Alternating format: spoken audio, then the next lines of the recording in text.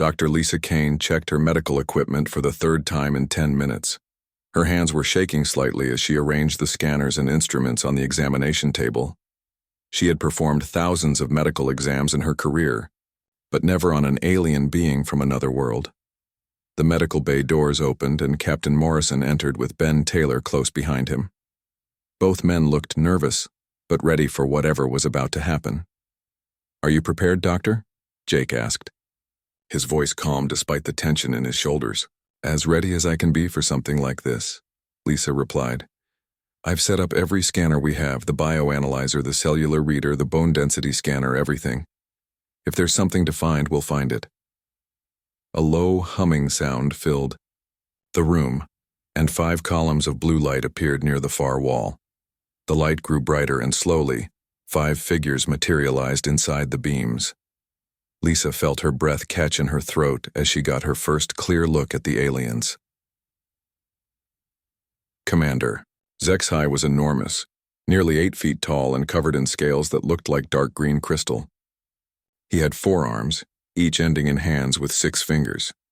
His head was elongated with large yellow eyes that seemed to glow in the medical bay's lights.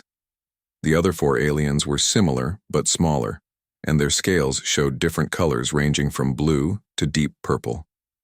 "Captain Morrison," HFY said, his voice even more impressive in person. "Dr. Kane, we are ready to begin." Lisa stepped forward, trying to hide her amazement. "Commander, I need to explain what we're going to do. First, I'll use our scanners to look at your internal structure without touching you. Then, if you're comfortable with it, I'll need to take some physical measurements and samples. Proceed, Doctor. We have studied your medical procedures. We understand what you require." Lisa activated her first scanner and pointed it at the alien commander. The device beeped and displayed readings on its screen. Lisa's eyes widened as she saw the results. "This is incredible," she whispered. Then louder, "Commander, your bone structure is unlike anything I've ever seen. You have what looks like a secondary skeleton made of some kind of crystalline material." "Yes," HFY replied. "Our people developed these crystal bones over many generations. They make us stronger and help us process certain types of energy." Lisa moved to the next scanner, one that could examine internal organs. As the device hummed and displayed its findings, her expression changed from wonder to concern. "Commander, I'm seeing something unusual in your blood chemistry. There are foreign particles in your system, almost like tiny metal fragments. Are you ill?" The alien's expression, hard to read on his strange face, seemed to grow sadder. "Dr. Kane, this is why we have come to your people. What you see in my blood is not normal for us. It is a sickness that has spread through our empire for many generations." Captain Morrison stepped closer. "What kind of sickness?" One of the other aliens, whose scales were a deep blue color, spoke for the first time. "I am Healer Kex Mira. What your doctor sees are particles created by our own technology.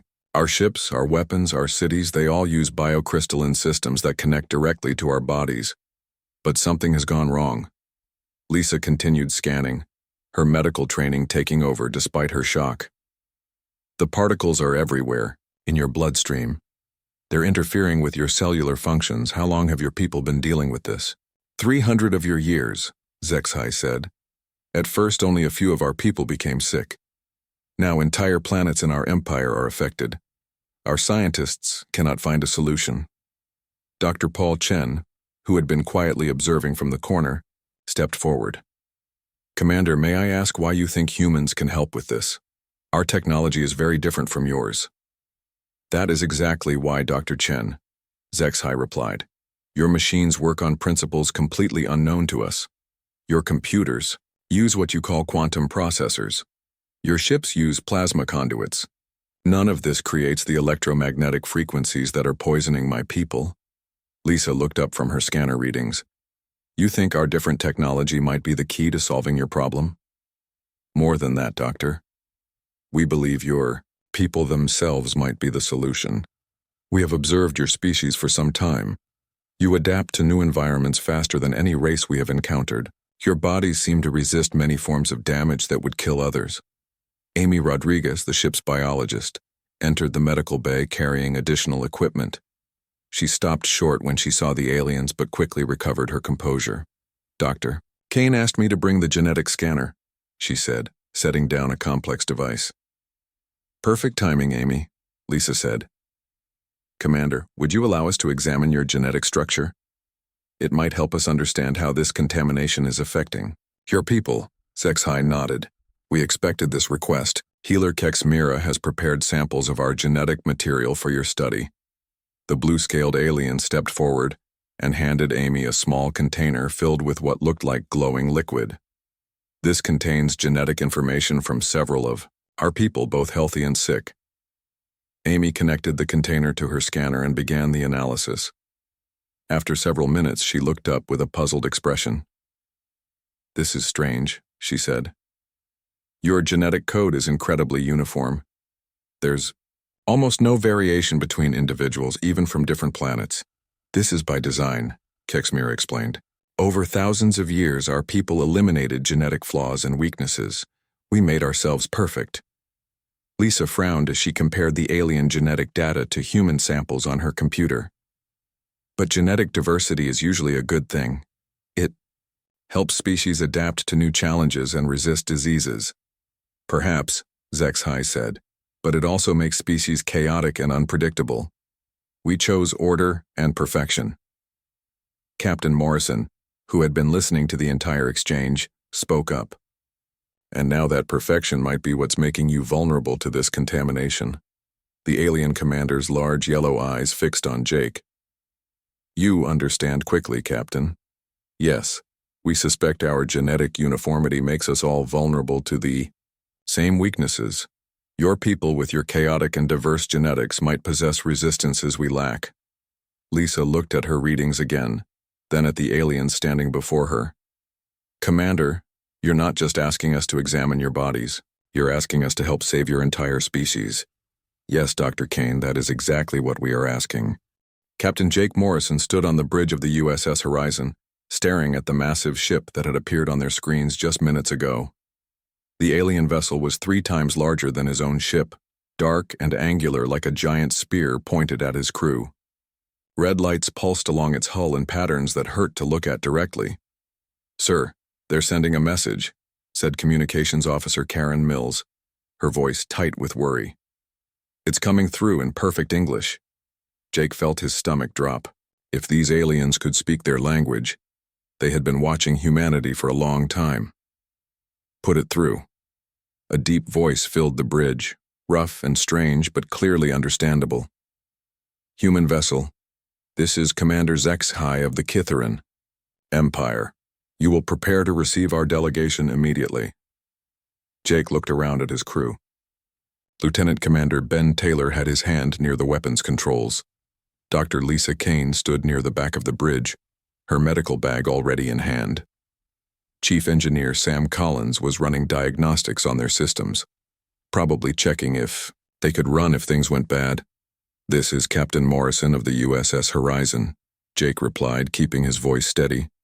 "We welcome peaceful contact with your people. We can arrange a meeting in our conference room." There was a long pause. Then the alien voice came back, and it sounded almost amused. "Captain Morrison, your species is new to this galaxy. You do not understand our ways yet. Before we can speak of peace or war, before we can discuss trade or territory, I must make a demand of you." Jake felt sweat on his forehead. "What kind of demand?" "I insist that you inspect my body, Captain. You and your medical people must examine me and my crew with your hands and your instruments.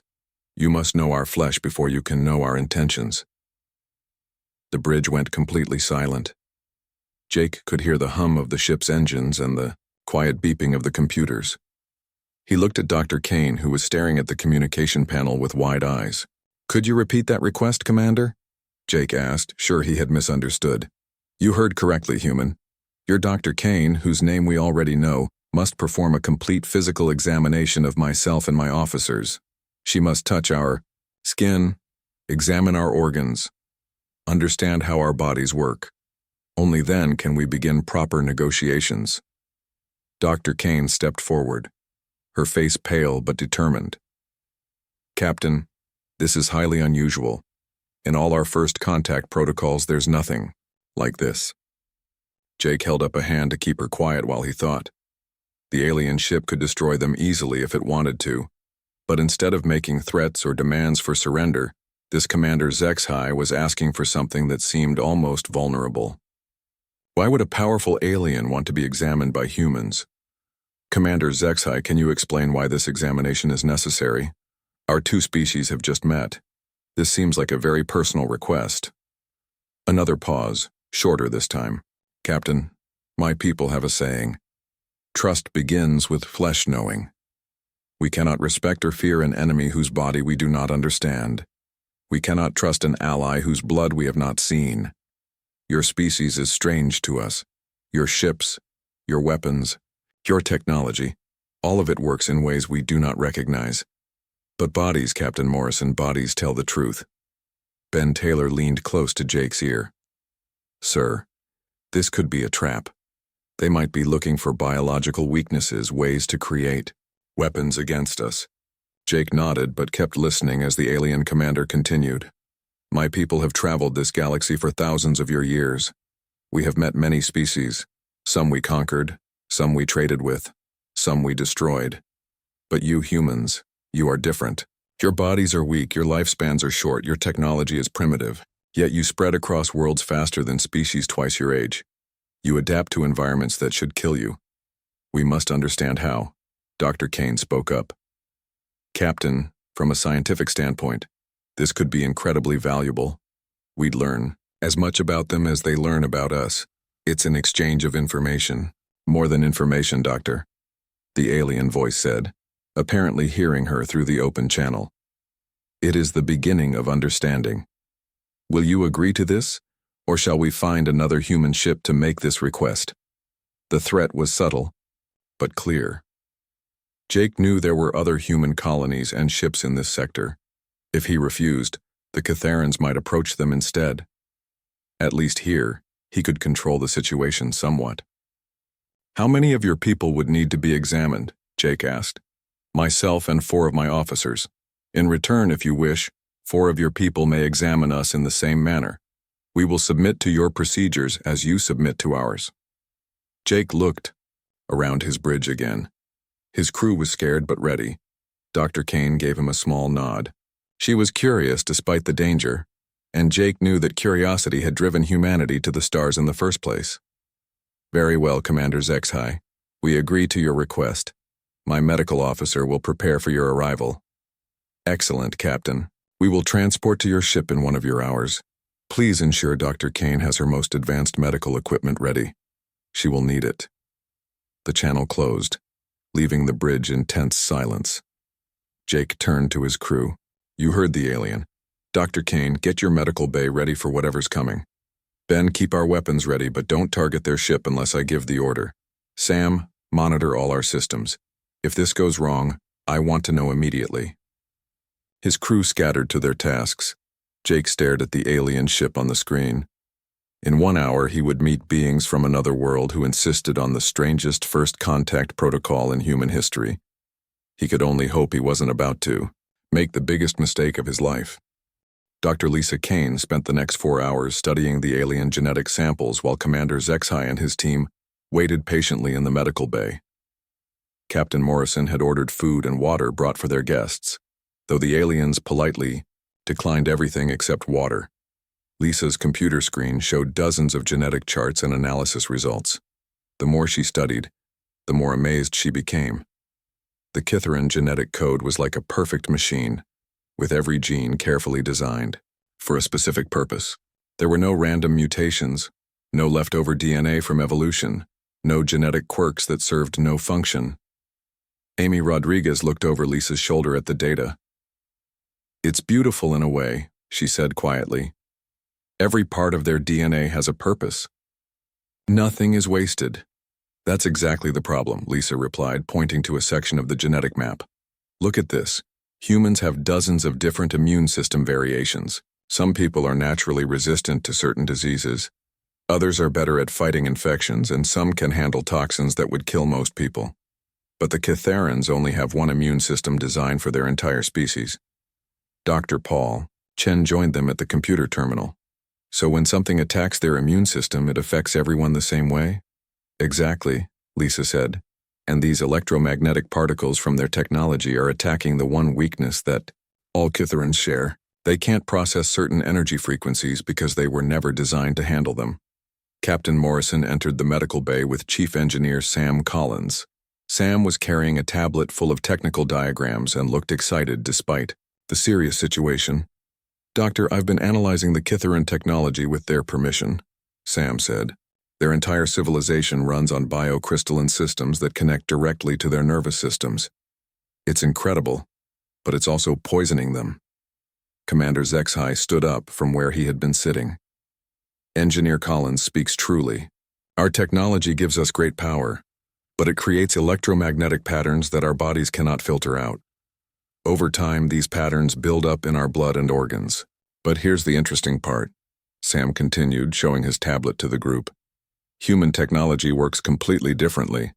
Our quantum processors and plasma conduits create electromagnetic signatures that are totally different from theirs. In fact, our patterns might actually cancel out the harmful frequencies." Lisa looked up from her genetic analysis with growing excitement. "And that's not all. Sam, look at these human genetic samples I've been comparing to the Kitheran data." She pulled up a new screen showing human DNA patterns. Unlike the perfect orderly Kitheran genes, human genetic code looked chaotic and random. There were sections that seemed to serve no purpose, genes that had multiple variations, and immune system patterns that were different in every person. "This mess of random human genetics isn't a weakness," Lisa said, her voice growing stronger, with conviction. "It's our greatest strength. Some humans have natural resistance to electromagnetic interference. Others have immune systems that can adapt to new threats quickly. We have genetic diversity that lets us handle problems the Kitherans never could." Healer Kexmira stepped closer to examine the human genetic data. Her large eyes seemed to glow, brighter as she studied the chaotic patterns. "This randomness you call genetics is what we eliminated from our people long ago. We thought it made species weak and unpredictable." "It does make us unpredictable," Captain Morrison said with a slight smile. "But it also makes us adaptable. We can survive in environments and situations that would kill a more specialized species." Lisa turned to Commander HFY. "I think I can help your people, but it's going to require something your culture might find difficult to accept." "Speak freely, Dr. Kane. My people are dying. We will consider any solution." "The treatment would involve introducing human genetic material into Kitheran bodies. Not enough to change who you are, but enough to give your immune systems the diversity they need to fight off the electromagnetic contamination." The medical bay fell silent. The alien commander's forearms crossed in what looked like a thinking pose. The other Kitherans exchanged glances, their expressions unreadable to human eyes. "You are suggesting we contaminate our perfect genetics with your chaotic human patterns," Kexmira said slowly. "I'm suggesting you save your species by accepting the strength that comes from diversity," Lisa replied firmly. "Your perfection is killing you. Our imperfection might be what keeps you alive." Ben Taylor, who had been quietly listening from near the door, spoke up. "Commander, there's something else you should know. We've been monitoring communications from other human colonies in this sector. Your ships have been approaching them as well, making the same request for medical examinations." HFY nodded. "Yes, we have sent diplomatic missions to 12 human settlements. All have agreed to help us understand this problem." "That tells me something important about your people," Captain Morrison said. "You could have taken what you needed by force. Your ships are more powerful than ours, but instead you're asking for help and offering cooperation in return." "Taking by force would not give us what we truly need," the alien commander replied. "We need willing cooperation, shared knowledge, and trust between our species. These cannot be stolen, only given freely." Sam Collins looked up from his technical analysis. "Commander, I've been thinking about your biocrystalline technology. What if we could create hybrid systems that use both human and Kitheran principles? Your biological integration is amazing, but our electromagnetic shielding could protect you from the harmful frequencies." You would share your technology with us? Kexamira asked, sounding surprised. Why not? Sam shrugged. If we're going to solve this problem together, we need to work together completely. Your biocrystals could make our systems more efficient, and our shielding could make your system safer. Lisa looked around the room at humans and aliens working together on a solution that neither species could have found alone. I think we're about to discover that cooperation creates possibilities that neither of our species imagined. Commander. Zexhi's large yellow eyes seemed to brighten. Dr. Kane, if your treatment can save even some of my people, the Catharan Empire will be forever in humanity's debt. Let's just focus on saving lives first, Lisa replied. We can worry about debts later. The battle raged around the USS Horizon for 3 hours. War Prime Thexkar's red and black ships fought against Commander Zexhi's blue and green vessels, while Lucy Foster's hybrid prototype danced between them, too fast and agile for either side to catch.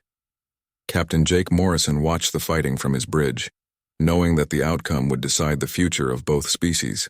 If Thexkar won, humans would become prisoners or worse, their genetic material harvested by force. If Zexhi won, the alliance between their peoples could continue. But the battle was going badly for Zexhi's forces. Thexkar had brought more ships and his faction had been preparing for war while Zexhi's people had been focused on cooperation and healing. The blue and green ships were being overwhelmed. Captain, Ben Taylor reported, Zexhi's flagship is taking heavy damage. Their shields are failing.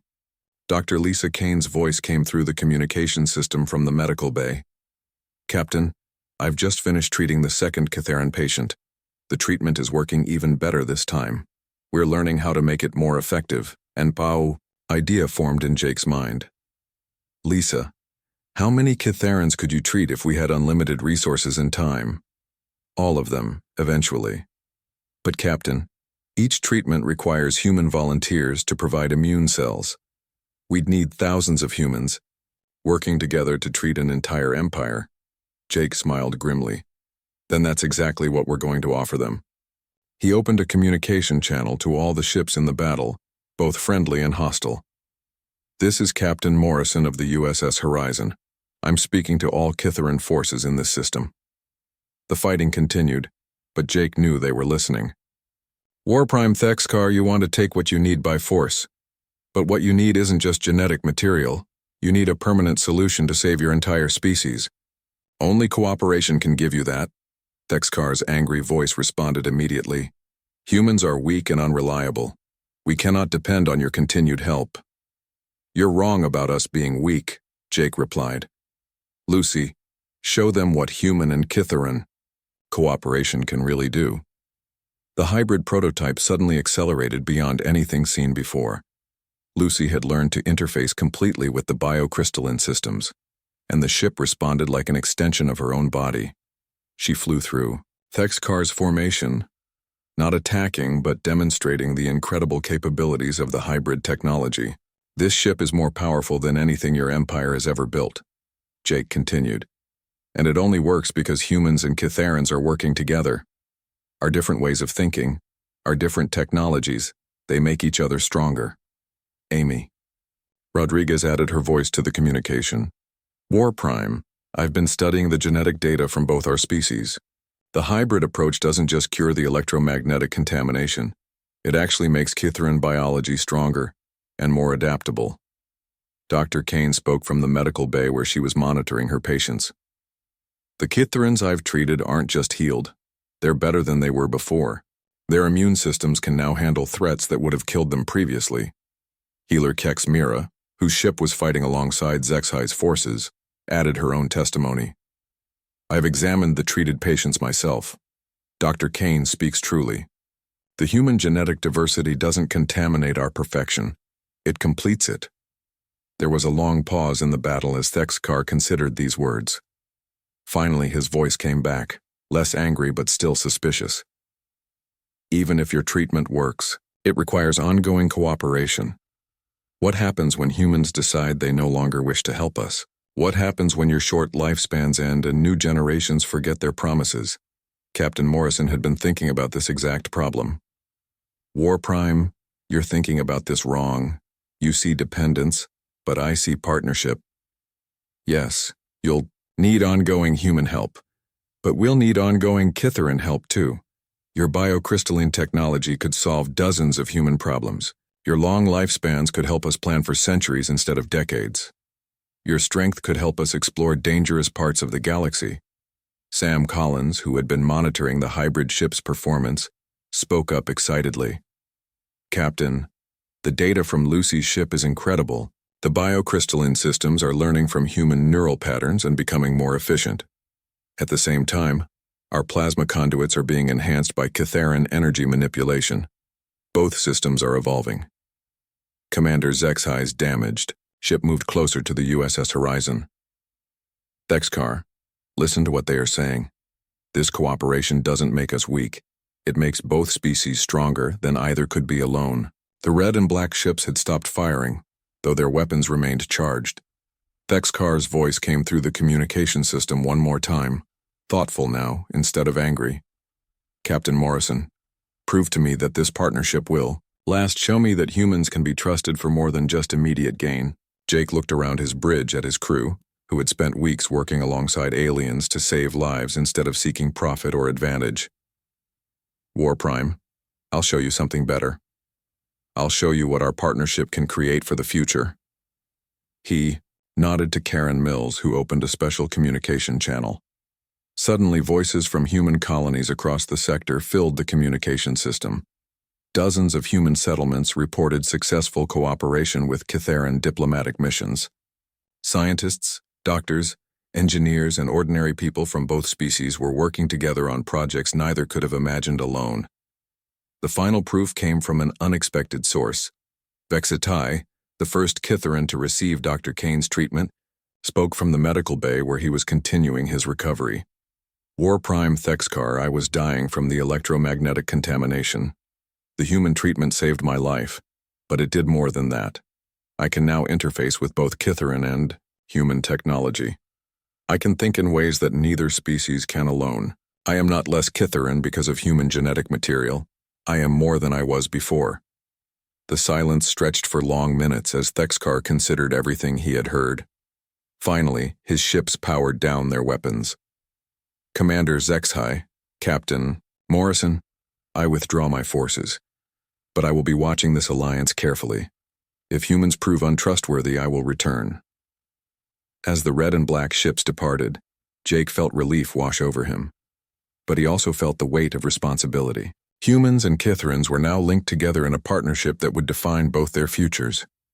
6 months later, the first permanent human Kitharan colony was established on a planet at the edge of both their territories.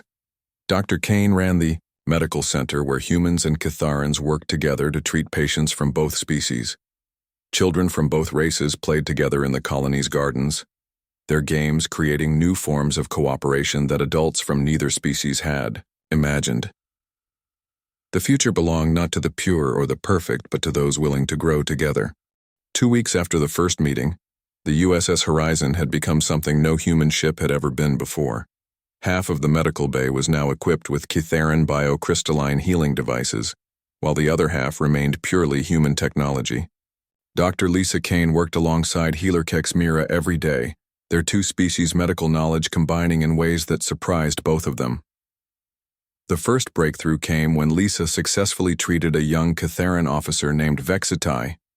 The treatment involved carefully introducing modified human immune cells into his bloodstream.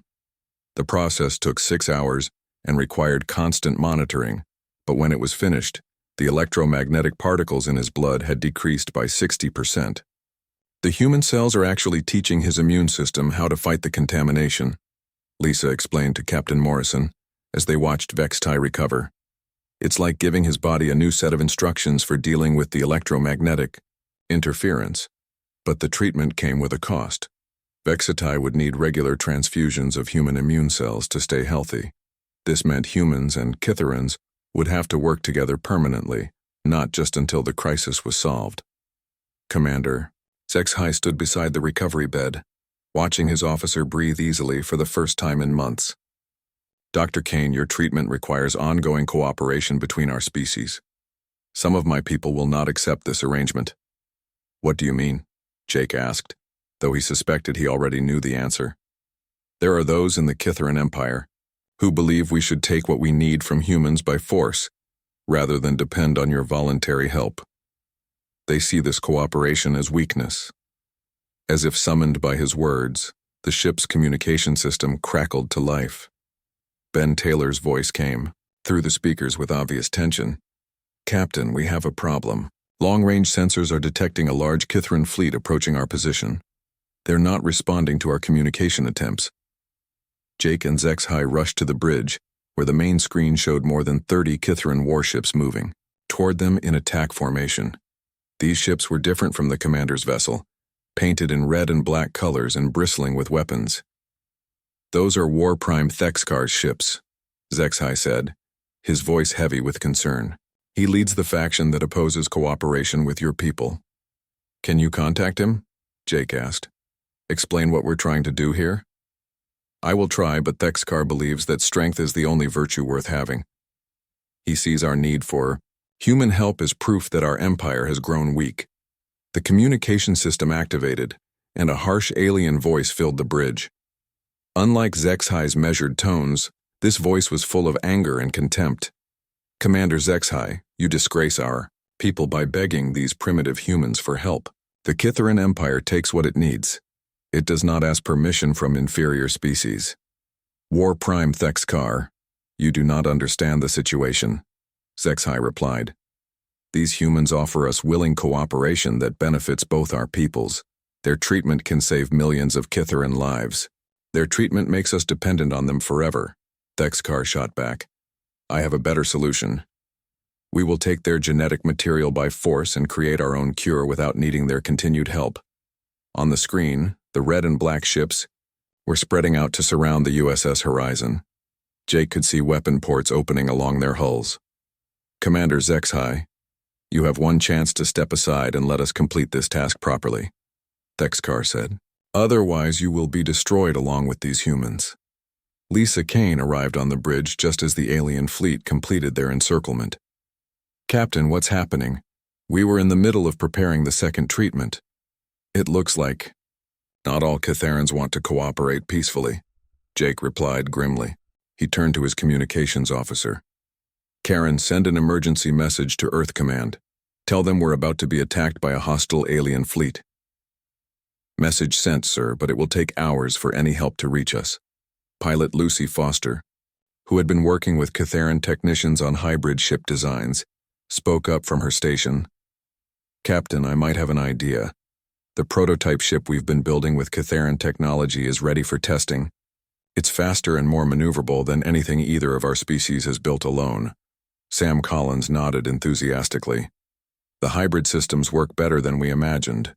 Human plasma conduits powered by Kithaeron biocrystals create incredible energy efficiency. Commander Zexhai looked at the approaching enemy fleet, then at the humans who had spent weeks working to save his people. Captain Morrison, I must make a choice that will define the future of both our species. Will you fight alongside us against my own people? Jake didn't hesitate. Commander, you came to us for help, and we gave it freely. Now we'll stand with you to protect what we've built together. The first enemy shot struck the USS Horizon shields just as Lucy Foster launched the prototype hybrid ship. The small vessel moved with impossible grace, its biocrystalline hull gleaming as it dodged between the larger warships. This is incredible, Lucy reported over the communication system. The ship responds to my thoughts almost like it's alive. The Kithaeron biocrystals are interfacing directly with my nervous system, while the human systems provide the processing power. Amy Rodriguez, monitoring the ship's performance from the bridge, was amazed by what she saw. The hybrid technology is adapting in real time. It's learning from Lucy's flying patterns and becoming more efficient with every maneuver. The battle intensified as more Kithaeron ships arrived. But these were different vessels, painted in the blue and green colors of Zexhai's faction. Healer Kexmira's voice came through the communication system. War Prime Thexkar, you attack those who would heal our people. This is not the Kithaeron way. The old Kithaeron way is dead, Thexkar replied angrily. Strength through purity, not contamination through alien cooperation. As the two Catharan factions fought each other around the USS Horizon, Jake realized this battle was about more than just humanity's survival. It was about whether the future would belong to those who chose cooperation over conquest, diversity over purity, and trust over force. Dr. Kane continued working in the medical bay, even as the ship shook from weapons fire. She had 2 more Catharan, patients ready for treatment, and she wasn't going to let a battle stop her from saving lives. The real war, Jake understood, wasn't between humans and aliens. It was between 2 different ideas of what made a civilization strong.